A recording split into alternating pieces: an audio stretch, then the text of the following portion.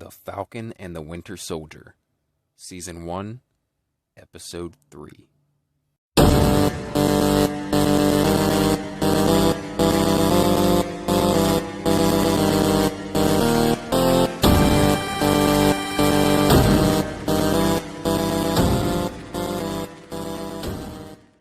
Ladies and gentlemen, welcome back to Marvel Plus, the podcast devoted solely to the Disney Plus Marvel series.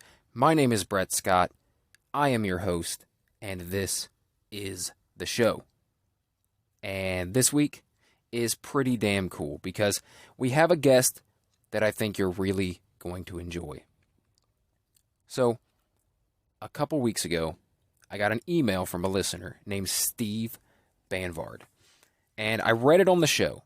And man, he had some really good insights and some really good questions. And I just thought he did such a great job breaking down the episode on his own that I thought, why not get this guy in here? You know, he sounds like a perfect guest to have on the podcast.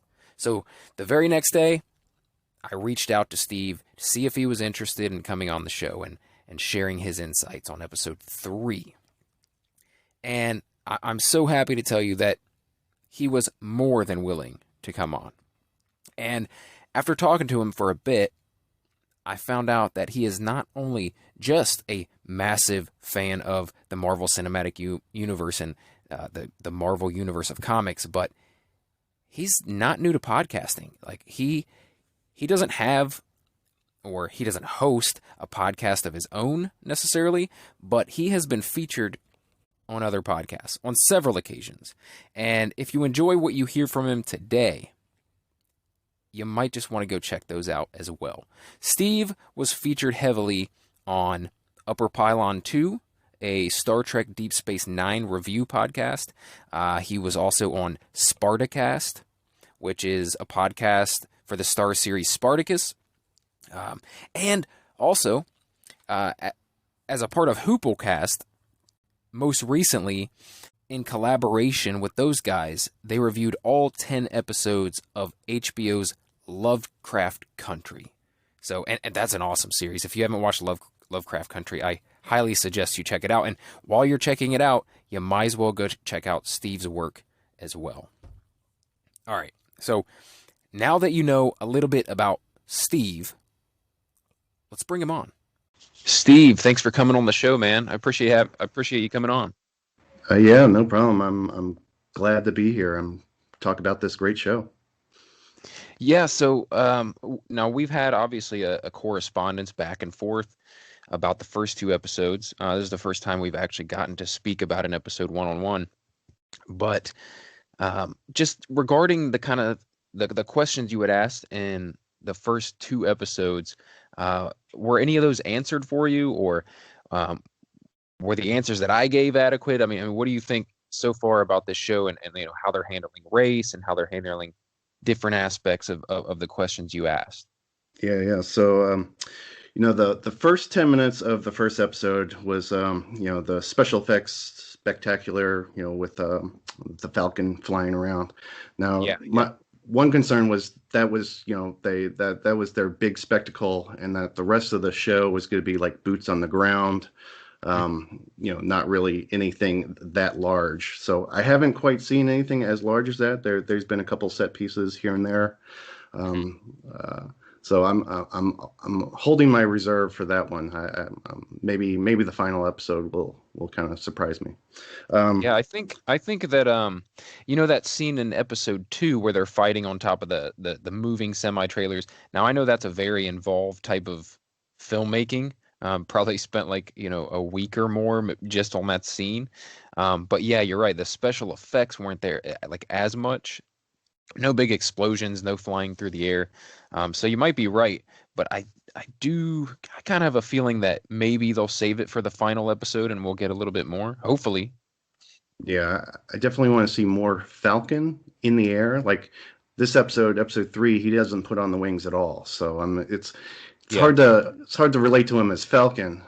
Maybe, you know, as he evolves more into hopefully like a Captain America, you know, he doesn't need the wings, but yeah. In terms of race, so the first episode kind of hinted at like racial inequalities, but Hmm.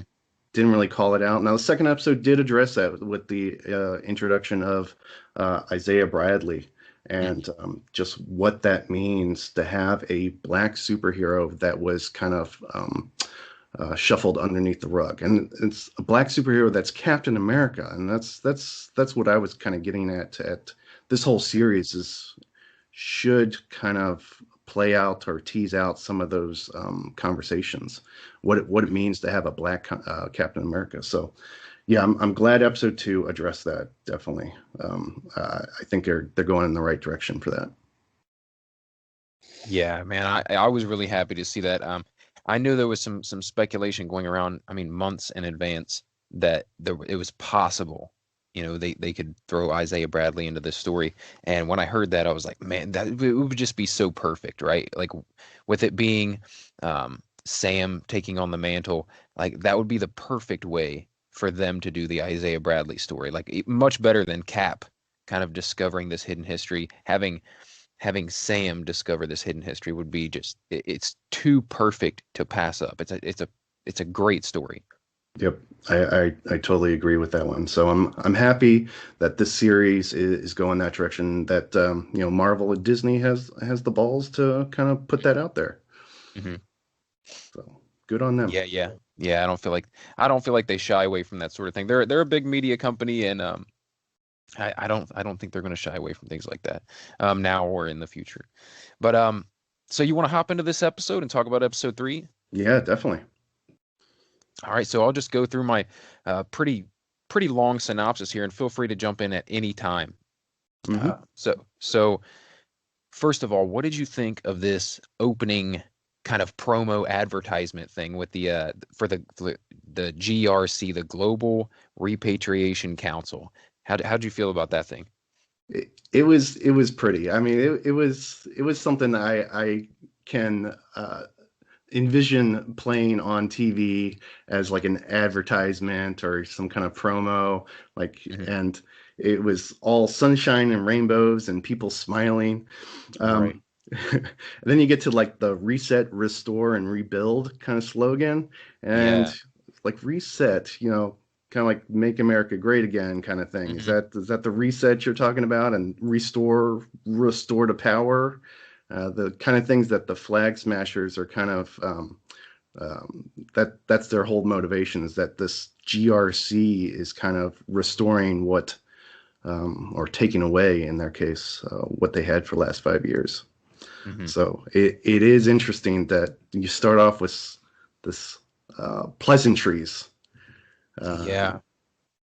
Yeah. It's kind of ominous. Like, what it kind of reminded me of is back in the old, whenever you have a dystopian type film, right? I'm thinking RoboCop, and I remember Mhm. they would have these like fake ads, that would make everything sunshine and rainbows like that, or like Law and Order, but make it dress it up so that it was sounded like it was being nice. Yeah, I thought it was pretty cool, and it was foreboding. It was a little like made you a little uneasy to see it. Uh, Well, you go from this nice, pleasant commercial, and then the very next scene is guys in riot gear and tactical gear coming out of a GRC van. So the yep, juxtaposition of those two scenes right back to back is was yeah. I think it was saying something there. for sure. So, as you're saying, we start off with action, right? We've got John Walker and Haskins, and they're a little behind the eight ball, because they're just now showing up in Munich for the Flag Smashers. We know that they left last week. Um, but what do you think of this interaction where he goes in and he's like shaking down this guy for information about the Flag Smashers, and getting a little you know, we kind of saw a little bit before, but now this different side of John Walker is coming out, this more aggressive side, more arrogant side. And I don't know. What do you think? What do you think? So in the category of things that Steve Rogers would never say, so John Walker starts off with bullshit, language. Yeah, language. And then he says, "Do you know who I am?" Like that's Cap American would never say that. He's Yeah. just this shakedown is showing us the differences between this Captain America and the previous one, Hmm. and there's so they shake him down. They don't get the answers they're looking for. Battlestar takes John Walker outside and kind of calms him down a little bit and says, "Hey, what's our next step?" And it looks like John Walker's kind of like shaking some stuff off, whether it's just internal rage or I kind of was wondering, is he suffering from some kind of super serum side effects? Mm. I yeah, I don't know. I mean that's an interesting question because we don't know for sure what's going on with that. Like, has he gotten his hands on some of the super soldier serum? Um, they definitely haven't made it part of the show yet. I think it's going to be at some point. Like, he's going to want to get this serum for himself if he hasn't already. Um, but what you mentioned about Battlestar kind of pulling him aside outside, like I I, I really enjoyed that because it shows us that this is who John Walker is and has been in the past. This is not new, and that this guy knows he kind of has to, pull him aside. He's definitely had some experience with the not so pretty side of John Walker, and he's like he knows how to talk him down. You know what I mean? So this is not, it's not just like, oh, the pressure of being Captain America catching up to him. Um, and it may not even be just like roid rage from the serum, right? It could just be that John Walker's not a great character behind the scenes. Right, right. And he mentioned he didn't have any super strength in episode two. So Hmm. by John Walker's admission, he doesn't have the super serum. So, but Right, maybe he was lying to Good Morning America at that time. right. But yeah, yeah. Okay, so next up we've got let's see, Sam and Bucky, right where we last left off last episode, which is, they're going to find Zemo, right? They need to go question him about where they might find this super soldier serum because it obviously exists. How are there these super soldiers? And basically, he tells Bucky, or Zemo tells Bucky that he can help him if he helps him break out. And then obviously, you know, Bucky now has to go convince Sam that it's a good idea. And of course, it's a terrible idea, right? Breaking Zemo out of a maximum security prison, but that's exactly what they do. And I love this scene, this whole prison break scene. It's very, very much feels like that whole tactical espionage feel that we're used to with the Captain America films. Like, I don't know exactly what you call it, but it feels like something you would see in a Captain America film, and it feels right at home in this world. Yeah, this whole hypothetical Hmm. speaking. What if I did this and this and this? So the Baron Zemo reveal in this episode was great. He comes out of the shadows. He's looking like Hannibal Lecter Hmm. from Silence of the Lambs behind the Very much. glass. There's even a little bit like a theme song motif that gets played as he's revealed, and that motif's carried over from Captain America: Civil War, where Yeah. he was introduced, and not only his theme, but Bucky Barnes, the Winter Soldier, has the ticking clock sound effect, Hmm. and that's also from Civil War, where he's under mind control. There's like this constant ticking clock, and you get little hint of that as Zemo's reading off the passphrases from trying to control him. You get that Yeah. little, yeah, it's really creepy, unsettling. The hypothetical scene with the prison break, that was all great. I really wonder if Zemo had planned on breaking out all along, and he was Mm. just looking for this one opportunity. He mentions Machiavellian, right? So Hmm. he's a long planner, thinker, Hmm. and it even looked like he had a key card uh, he was using as a bookmark for that book, like one of the key cards to get out of the facility. Yeah, I took that as Bucky snuck that into him. Like, Okay. that's what I got. That's what I got because I think one of the scenes right there when he goes to see him, he says something about what book are you reading, right? I don't know if you caught that, but when he's talking to Zemo, he mentions the book, and then the very next scene we see him opening a book and finding the key card. So I think that maybe somehow he got that book switched out with one Okay. that had a key card in it. But that's kind of what I got from that. I was just saying it's very bold to use a key card as a bookmark. Yeah, a Like, little bit. don't they search your prison cell at some point? But the whole prison break scene in rapid succession, it's almost like a montage quickness of it was perfect. Didn't You don't need to spend a lot of time. There was a riot. Zemo, knocked out a guard, changed clothes, and it was through. It was perfect pacing for that. Yeah. And so then we get the three of them in Zemo's garage full of exotic cars, right? We learn that um, he's pretty well to do. He's a pretty rich guy. He's a baron after all, and he has this big car of exotic or a big garage of exotic cars and a lot of money to throw around. And now we've never seen this kind of side of Zemo before, right? They're definitely giving him a different kind of character arc here, and he's jovial. He's cracking jokes. It's making you feel like he's a little bit neutral here. Almost a good guy, right? And this series is kind of flipping things around. Um, Well, he yeah, was always he wasn't with Hydra. He was always the right. enemy of my enemy, right? Hmm. I think he's one of those characters that can flip back and forth. Now they did introduce the mask, the Baron Zemo mask in this scene. He pulls it from Yes, one of the cars, and so yeah, I think it definitely showing a different side of Zemo, and I'm for it. Bring it. the I am the too. the wackier the better. I mean, why does he have a mask? Who cares, man? Just Right. The mask was in no way explained, and I don't know if it ever will be. Nope. And that's fine. It's fine. I love seeing it. I love that, people were looking forward to this from seeing it in the trailer in promo material, and it's cool to actually see him put the mask on later. But yeah, this first scene where he just kind of grabs it, and you're like, oh, it's coming. It's pretty cool.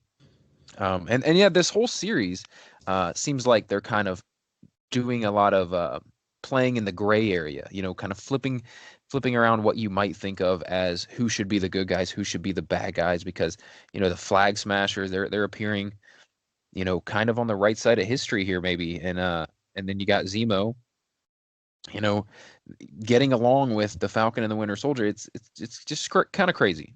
Um, this whole Captain America verse. I just think the writing is spectacular. I think they from the Russo brothers to who they have writing now. It all feels like the same world, and it's all just really good writing, like really good stuff. Yeah, the interconnection of it all, where you come back to the same characters over and over again, it really really helps with that. You're not going off the deep end on anything. These are guys that all have connections with each other. Yeah, yeah, I love it. I love the cohesiveness of it. It's just great.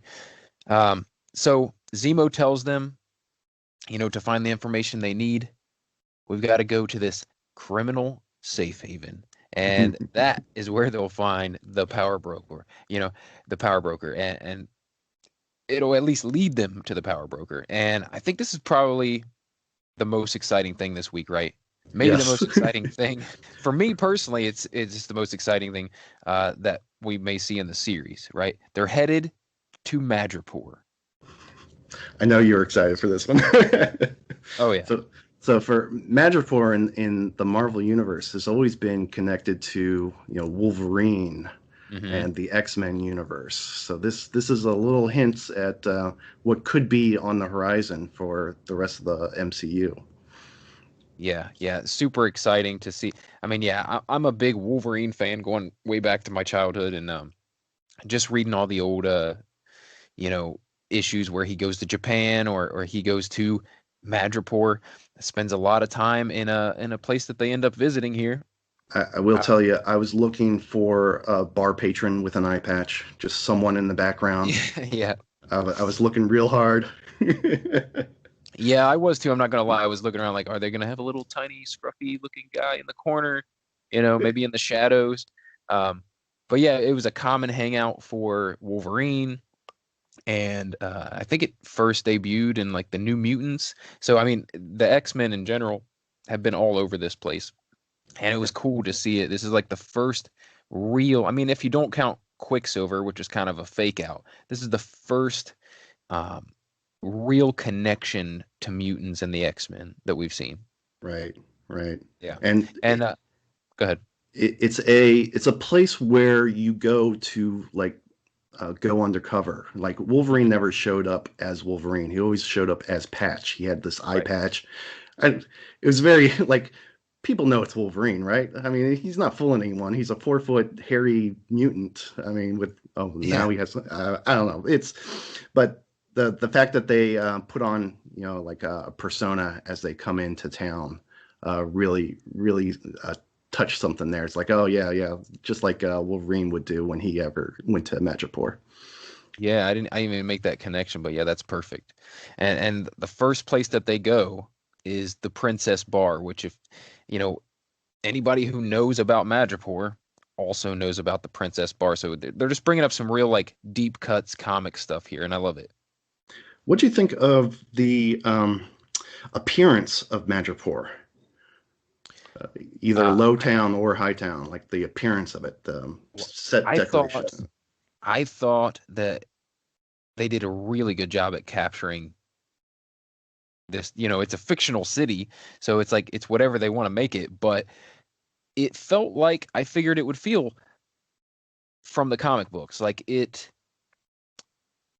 I think the main thing was it felt it was like bright and vibrant, right? It was like a Yep, Vegas yep. type city, but it was also, that there was some grittiness to it. Like it was definitely like there was an underground going on here, and it looked a little more modern, I guess, than I'm used to seeing it. But I'm also used to reading about it in older comics. Most of the comics I have read and have knowledge about are from the 80s, 90s, uh, and so maybe it did look a little different back then. So a little more modernized, but I thought they captured the essence of it really well.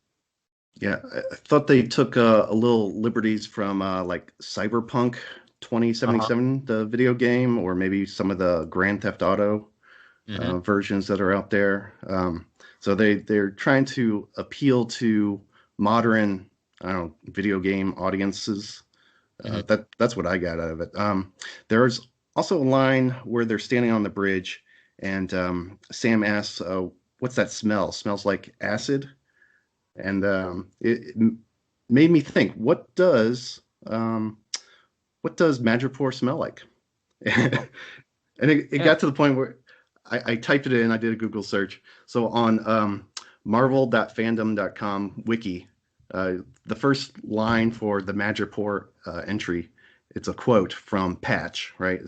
He says, I smell it. Even over the stench of the sewer, I'd know that smell anywhere. Smells like danger, smells like life, smells like Madripoor.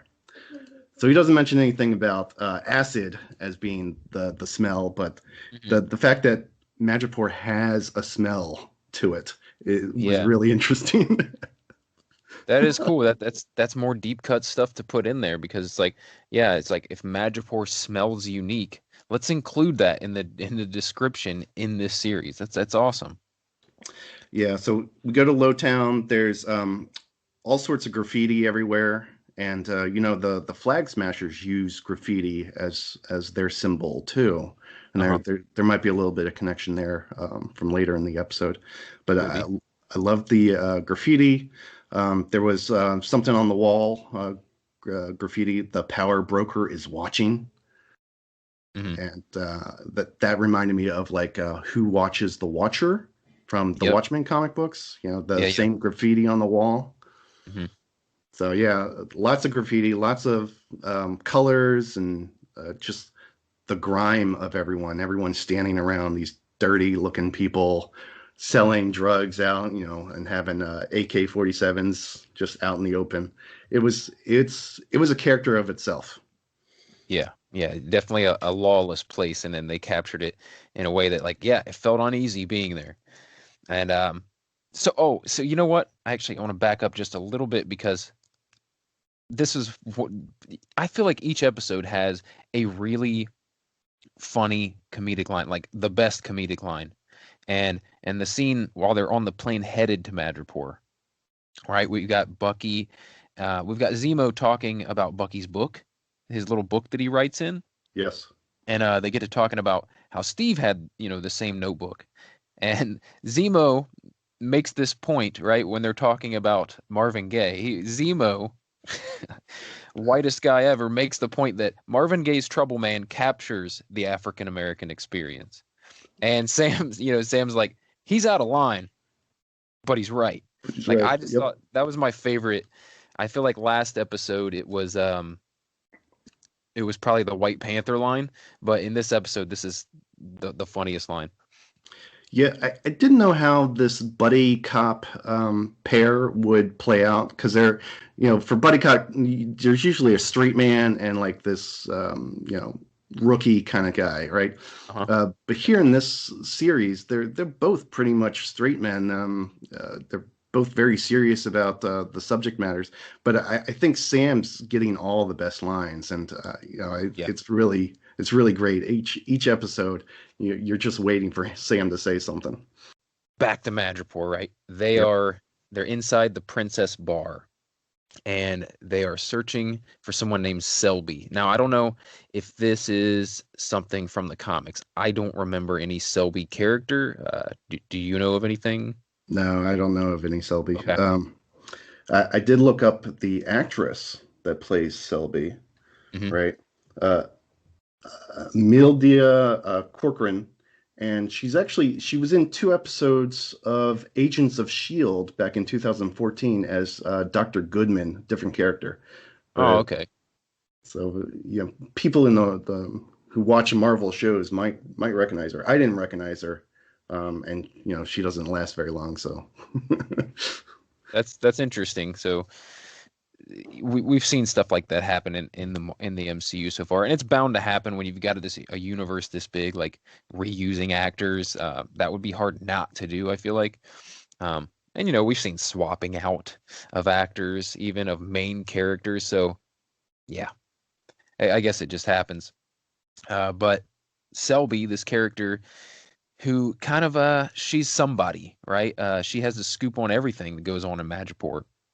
And so they want to get a meeting with her so they can find out where this super soldier serum is coming from, who might be making it. And they have this nice little throwdown in the bar when they get challenged by some people. And Bucky has to kind of revert back. See, he's undercover in the same way that Sam is. Like Sam is playing a different character. He's posing as someone else, and Bucky is basically just pretending to be his old self, because the people in Madripoor already know of him. right. So he's got to be this badass killer, and he pulls it off pretty well, man, when he takes out all these guys in this bar.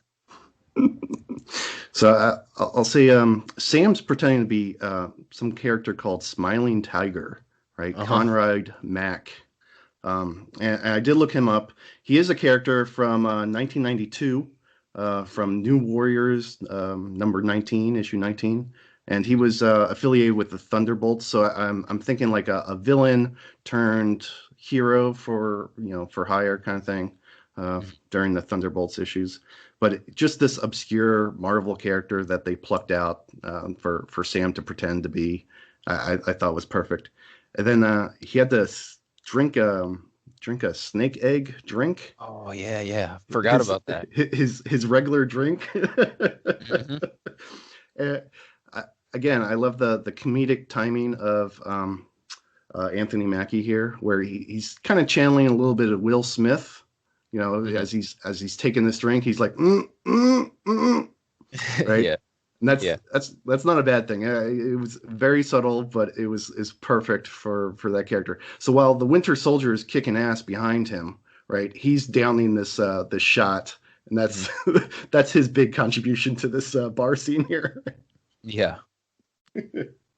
All right, so moving on, we get the meeting with Selby, and they get some of the information that they need. I think, I don't know if they find out the name of the scientist here. I can't remember. Yeah, they do. But and they, yeah, yeah. So they get his name, and get kind of on the path to find him. Um, Directly after they get a little bit of information, Sam's sister calls in the middle of this meeting and completely blows her cover. There's a big throwdown. Selby ends up being shot and killed, and now the boys are on the run. Our trio is on the run, and we get this very kind of John Wick-esque scene, right?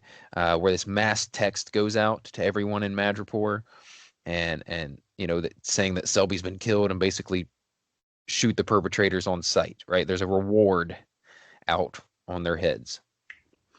Yeah. So I had two things for the Sarah phone call, right? One, great cell phone reception. I mean, he's in Southeast Wow. Asia, and call. Yep. There must be some long distance plan on that one. Yeah, she didn't have to type in any country code or anything; just went right through. And then she asked Sam if he's high. Are you high? While because he's acting weird on the phone, right? Mm-hmm. Is that something a sister would say to a brother? Are you high? Like, I don't suspect Sam is the type of guy that gets high. No, A lot, could have or been, if ever. yeah, it could have been one of those jokey kind of rhetorical, like, "Are you high right now? Like, are you kidding me?" Like, you're not sounding like yourself. Maybe not necessarily, "Are you high?" But She does know what he does for a living, right? He may be in a mhm, critical situation that he's acting weird in for a mhm. purpose. I don't know. It just struck me as wrong. Yeah. Well, actually, when she first said that, when she first said, "Are you high?" I'm like, he might be able to play this. You know what I mean? Like Hmm. this might actually work out for him. And that's what I thought they were going to do with the scene. I thought it was going to be spun in a way that the cover wasn't blown. But Yeah. no, no, no, it Well, was it blown. was it was good until up to the point where she said his name as Sam, right? And Yes. he's supposed to be Conrad Mack. So Hmm. Sam was not a name that should be recognized. So, Yeah. all right. All right. Um, So, yeah, so uh, they're on the run. mhm. And Oh, they get some help, some outside help from Sharon Carter. And now I knew she'd be turning up somewhere in this series because we saw her in the trailer. But I was actually kind of surprised that it was in Madripoor. It probably shouldn't be surprised because we found out in the last episode she's a wanted woman still. She's been on the run, so it makes sense that she would be hiding out in Madripoor, right? yeah, yeah. I was surprised to see her too. S- So, are we to assume that Sharon killed Selby with like a high-powered rifle? Hmm. I don't know. I thought she got shot in the chaos of like the the little throwdown once they discovered that Sam was not who he says he was, and a little fight broke out. I thought she got shot in that kind of mix up, but I don't Well, know. Zemo mentions that they have like a guardian angel watching out for them because then Hmm. three other guys get dropped by Yeah. like a high powered rifle, and uh, but when Sharon comes out of the shadows, she's just holding a pistol. So I don't know where that high powered rifle came from or what she did with it. If it was her, Right. it was kind of odd little timing there, but. I don't know. I'm I'm gonna count Selby and then the three guards as Sharon's kills. I'm keeping a Sharon kill count for this episode. All right. It might be tough going forward because she gets busy a little later. Uh, Yeah. so so the name they get from Selby was Wilfred Nagel, and when Sharon Yes. hears that, she she recognizes something. I don't know. She's like, I have some contacts. I can talk to some people. They all kind of head off in that direction, or at least I assume so. We don't actually know yet, but they actually head back to kind of regroup. Um, Well, and we don't they go to really go ahead. Hightown, right? So from Yeah. Lowtown to Hightown, you get to Hmm. see these guys are moving up in the world real fast, all in one day. Yeah, and that's something we know from the comics. I mean, they've described High and Low Town a lot, and it's like, the drastic difference in the socioeconomic status. Like the people in High Town are super rich. They don't worry about anything. Everything's bright and safe, and Lowtown is like the dirty streets. It's where all the the drugs and crime are, so like drastically different. Yeah. And again, the set pieces are amazing. You get to the high town. There's like an art gallery, glass, pristine glass everywhere. None of the dirty grime of Lowtown. So Right. the art direction in this episode is spectacular. Yeah, really good, really good. So she goes and meets some contacts, and she finds out where this scientist might be, and they go to this storage yard, right? And go into the storage container to find this secret compartment.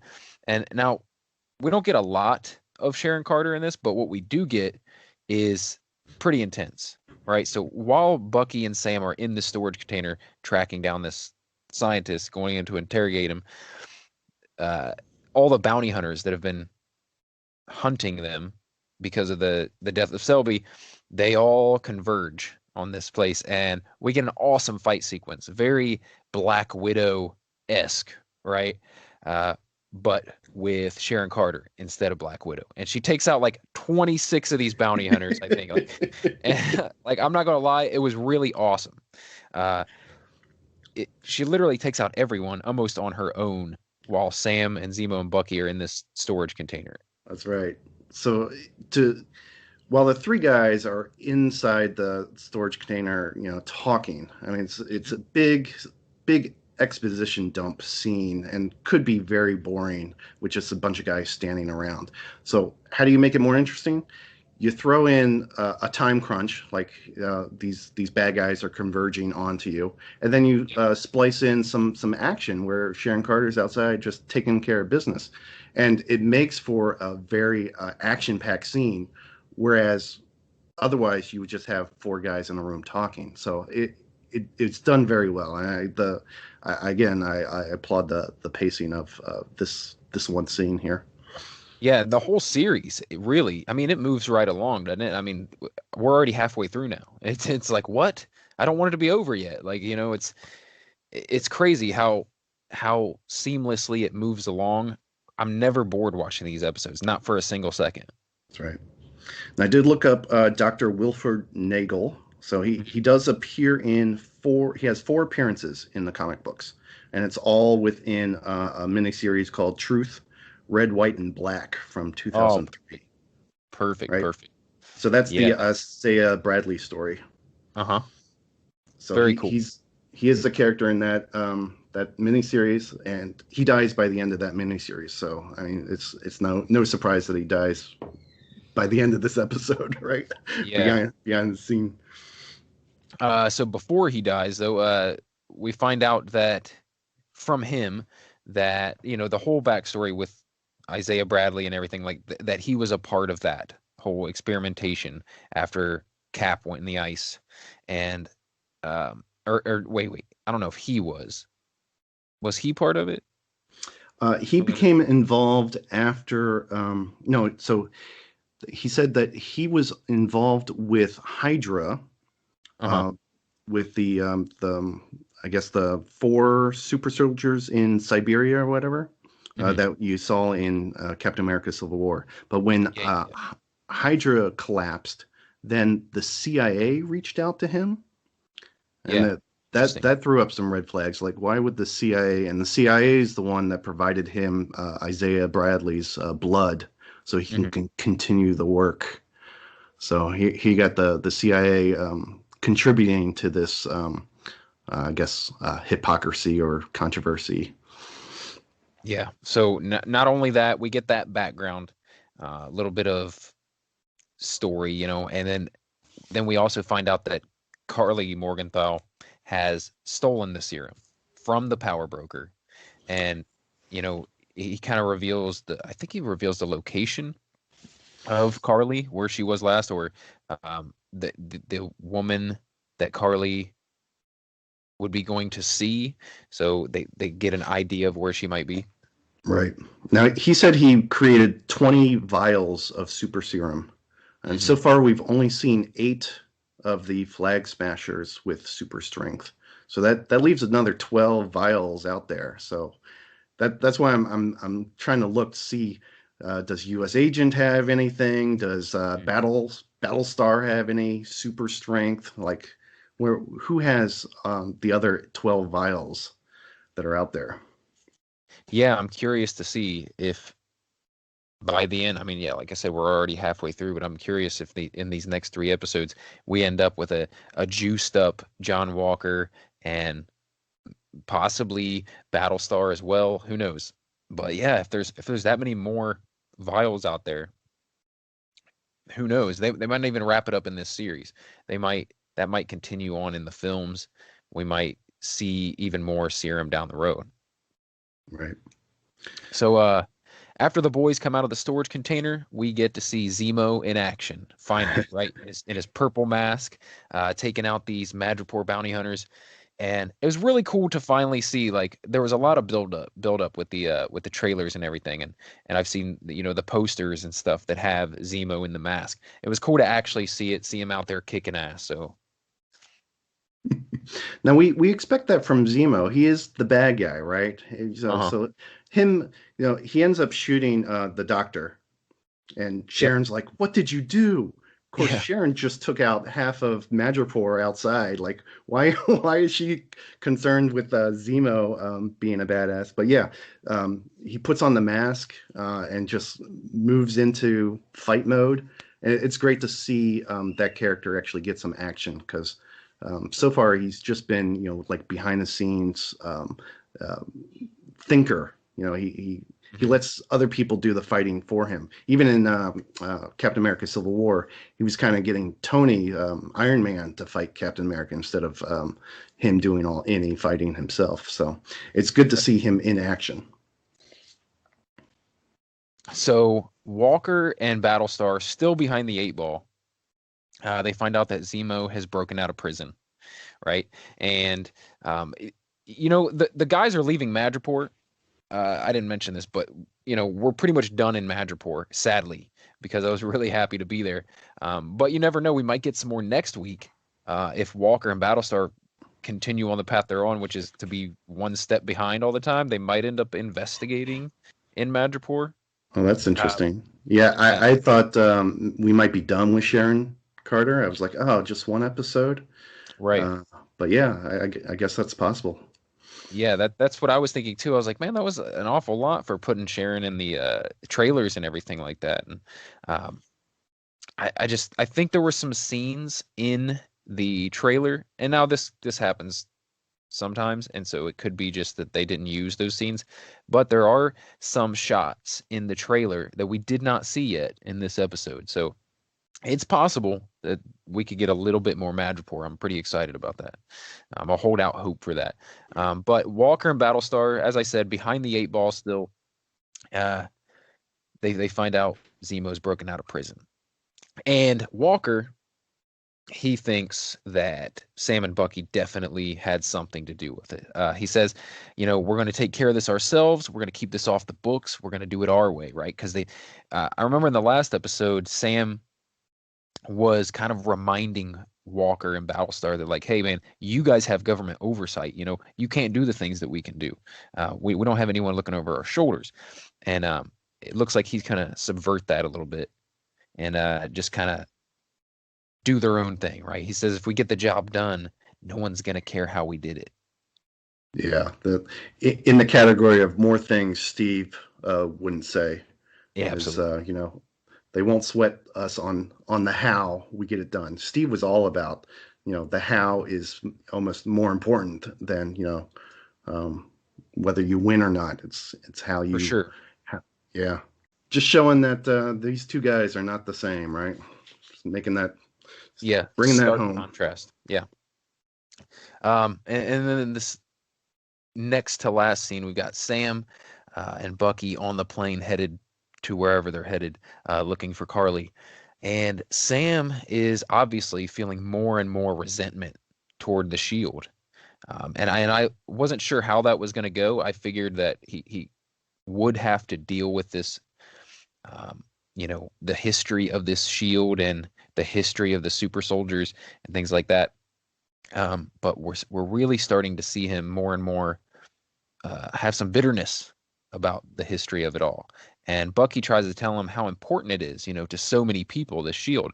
And Sam's kind of more focused at this point on the suffering that people have endured because of it, namely Isaiah, right? And then even Sharon Carter, like in a way, is affected by this whole thing. Like she's on the run, you know what I mean? But definitely the That's suffering of right, because Isaiah Bradley. she stole the yeah she stole the shield, and that got her in trouble, and that's why she's been living in Madripoor for the past 5 years. So yeah. Yep. It all comes back to this shield and this mantle of Captain America. It's like, some people are seeing all the good in it and others are seeing, you know, the misery it's caused. So yeah, interesting dynamic. Like I said, the writing is just on point. Always. Okay, so finally back to the Flag Smashers. They're carrying out this attack on the GRC. It seems as though we're just getting more of a robbery, right? At first, kind of like we've seen in an earlier episode. It looks like they're just getting supplies, taking supplies that have been stockpiled at this GRC and not given out to the people who need it. And they rob and blow up the GRC depot, and some innocents die, but it's all in the name of the cause, right? Carly says, Yeah. it's necessary. It's all these people understand, she says. So, yeah, what do you think about that? Yeah, so this is definitely it was Carly's doing. So she set she set the bomb in her car to have it blow up, right? So it's I think it feels like a little bit of a course correction from episode 2, right, where they Uh-huh. started to humanize both John Walker and the Flag Smashers, Hmm. try and get some sympathy for these characters and what they're dealing with. And this episode, they're saying, "Oh, don't sympathize too much just Hmm. yet. These are not the perfect characters that you might think they are." So I feel like it's a little flip floppy back and forth, but I think it's for a purpose. Yeah, yeah, it Uh, feels to me like the Flag Smashers, they kind of have like um the right mindset, right? Um, but much like a lot of people who want to make change will do things that are nefarious, like do things that are harmful, and able to enact that change. And it, they're making these characters very gray, and I love it because it makes them like real people. It makes you relate to them more. Like, oh, they're not so bad. Oh, but they're kind of assholes. Like, oh, they're violent and angry. But they want to do the right thing. Like, it's it makes it more realistic in a way. I know it's silly to think of anything in the MCU as realistic, but I think that's the best storytelling is the ones that feel like you can relate to a little bit. You get a little bit of real life in there. I think this episode was the first episode that I really like pieced together some of the motivation for the Flag Smashers, right? Hmm. So there was the 5 year blip, right, where half the population disappeared overnight, right? And you Yeah. get the impression that the people remaining behind kind of broke down barriers, broke down social divides that pre-existed.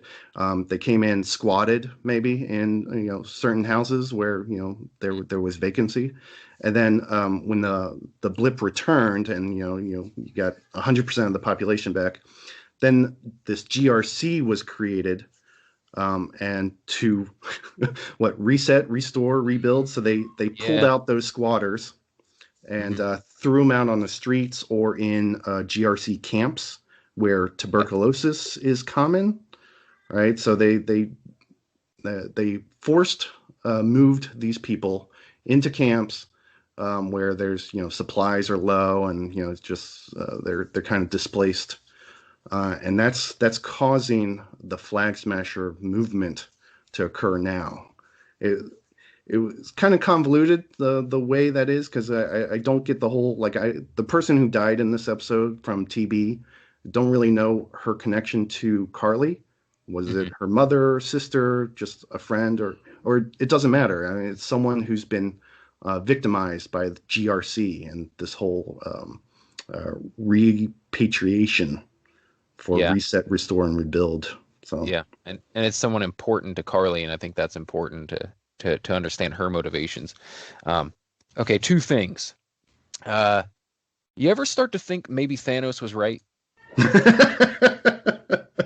Like, Well, yeah, his whole motivation was get rid of half the population. The other half is going to live in bliss.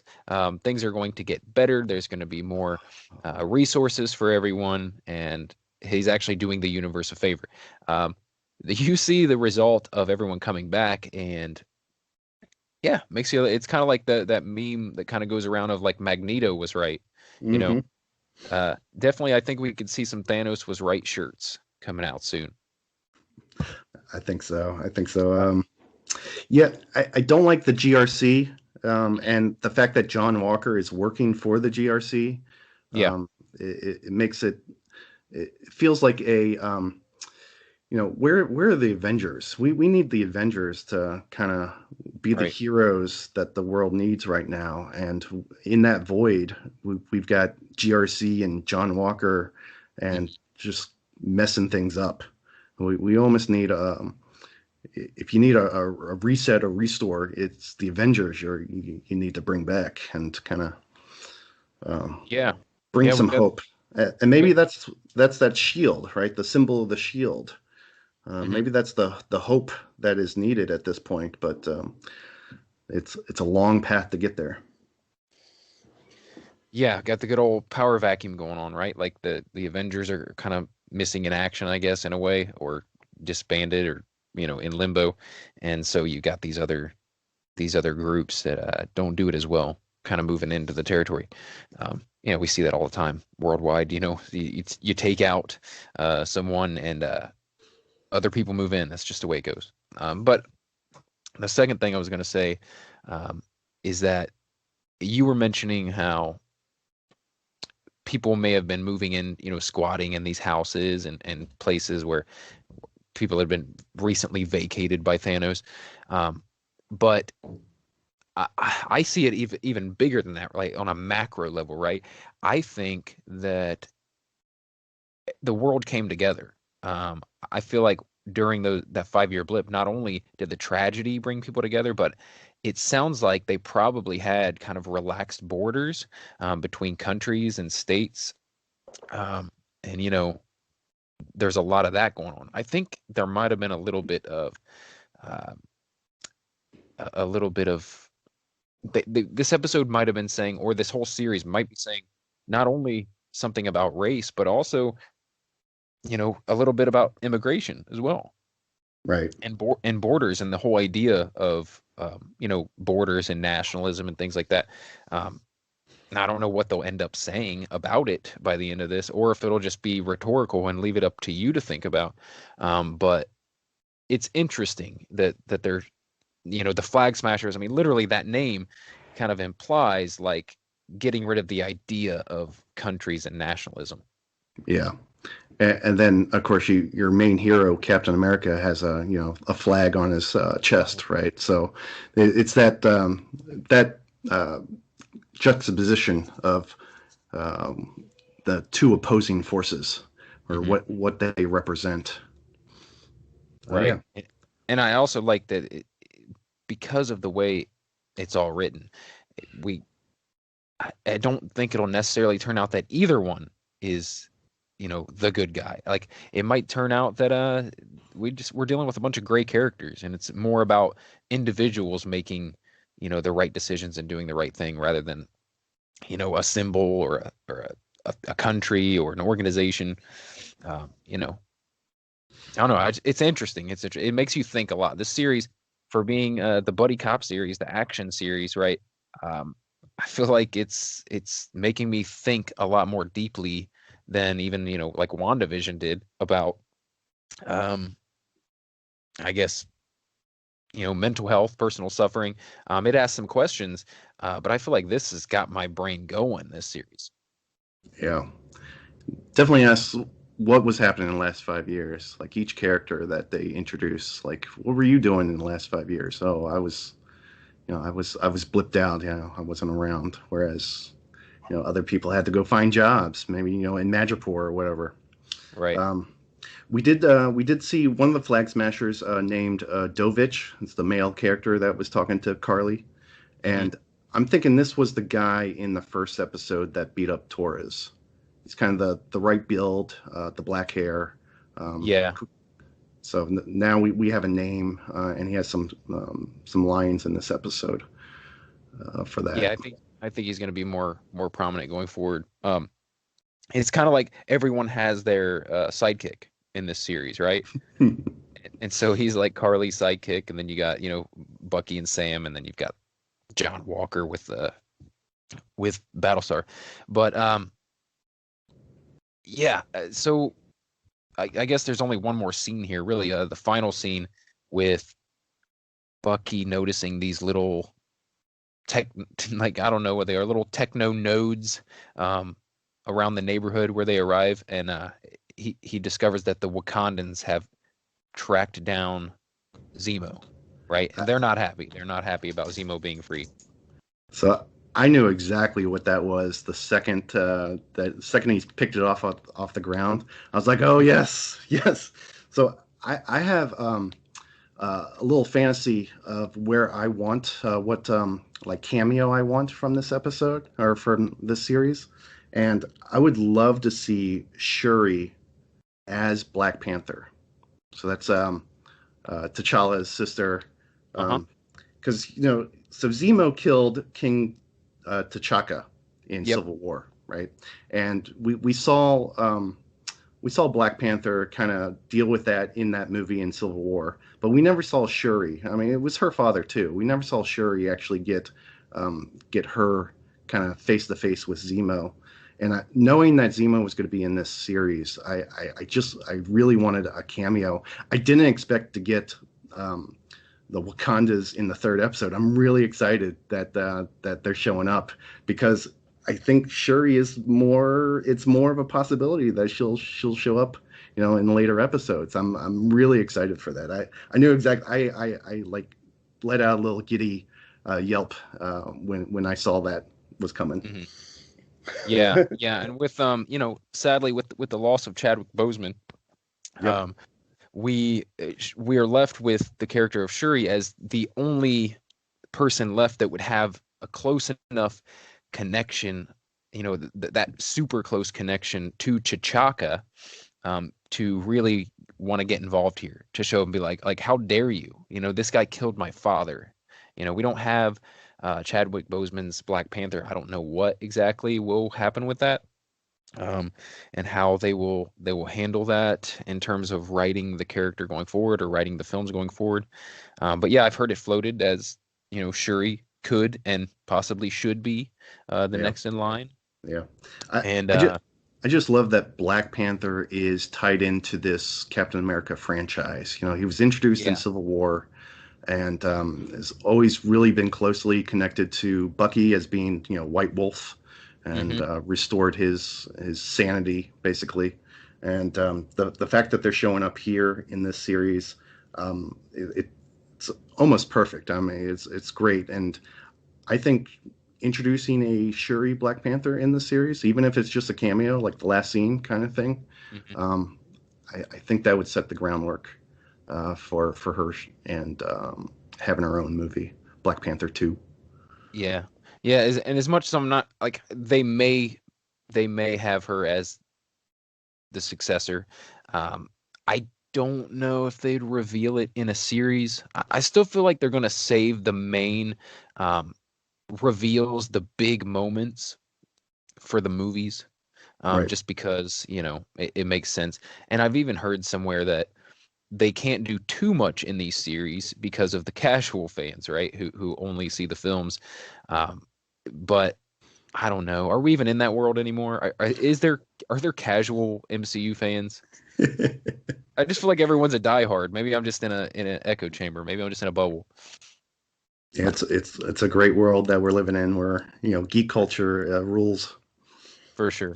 All right. So wrapping up here, I'll ask you one final question. See what you think about where this series might lead, other than the Black Panther or the possible Shuri Black Panther. What do you think is going to happen with the Shield? What do you think is going to happen with it?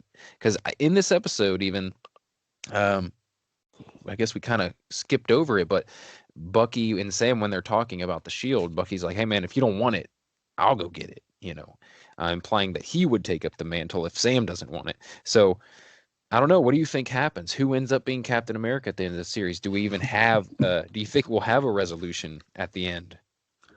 So I know in the comic books there was the death of Captain America after Civil War in the comic books, right? Where there was the power vacuum of who takes up the mantle of the Shield, and for a while it was Bucky or Sam trying to see where it fit better, who could take up the mantle, and there was that back and forth in the comic books, and I expected this series to do some of that. So I think in the next few episodes you will see more of that, more of Bucky asserting that maybe he should take up.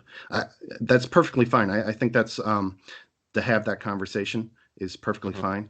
But coming out of this series, it's got to be Sam. I think with when you introduce Isaiah Bradley into the conversation, and what that means of a black Captain America that's been discarded, well, now you need a black Captain America that is brought to the prominence and can really tell that story.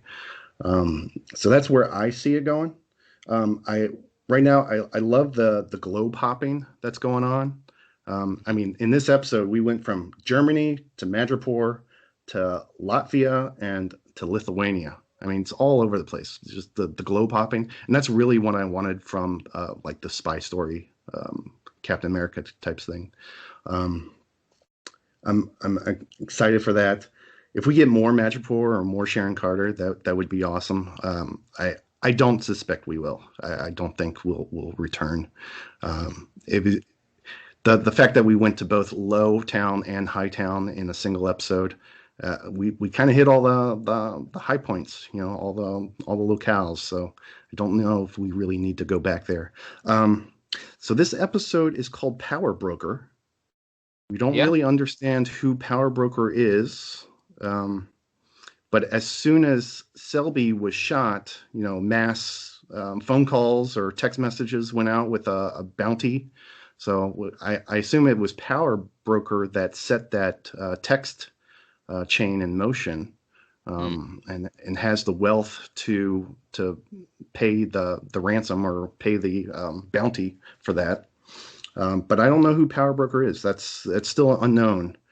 And his connection to the Flag Smashers, his connection to John Walker, I think that's going to come out in the next 3 episodes, right?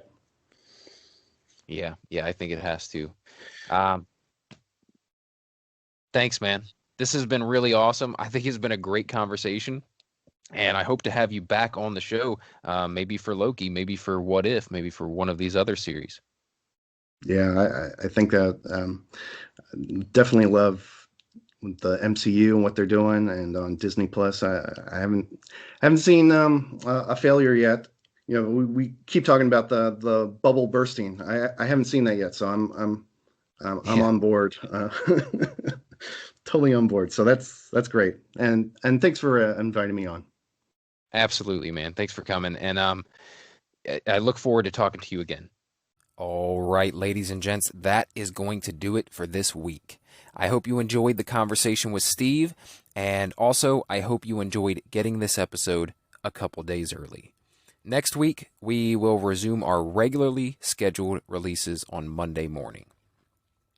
And if you enjoyed Steve's input today, again, go check out his other work on Upper Pylon 2, Spartacast, and Hooplecast. Be sure to favorite or follow Marvel Plus to get the episodes every Monday as soon as they release. And if you enjoy what I do here and would like to help the podcast grow and reach a larger audience, the best thing you can do is tell your friends and share the episodes on social media. Nothing beats word of mouth. But there is one more way you can help me out. You can go over to Apple Podcasts or iTunes and leave a 5-star review. This helps us get in front of more eyes. And the more eyes we get in front of, the more ears we can reach.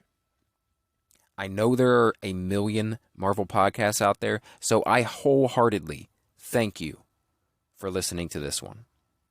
As always, My name is Brett Scott, and this has been Marvel Plus.